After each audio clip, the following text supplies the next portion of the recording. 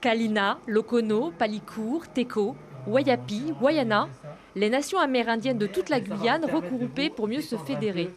Le deuxième congrès autochtone de Guyane, le premier a eu lieu en 1984, veut redonner la parole au peuple premier, surtout leur donner un droit décisionnaire. On ne se sent plus représenté à travers quelques organisations, je le répète, pas seulement la FOAG et pas seulement le Grand Conseil, mais qu'il est primordial pour nous d'avancer justement par rapport aux échéances qui nous attendent.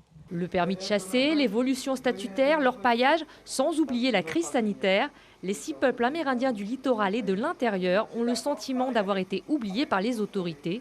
Ils veulent un véritable ambassadeur de tous. On a du mal en on va dire ces jours de pandémie de se faire entendre et notamment de se faire assister quelque peu par le Grand Conseil et puis les différentes instances qui étaient, on va dire entre parenthèses, la FOAG.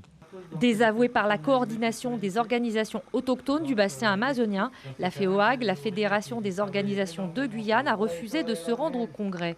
Elle perd son rôle de porte-parole.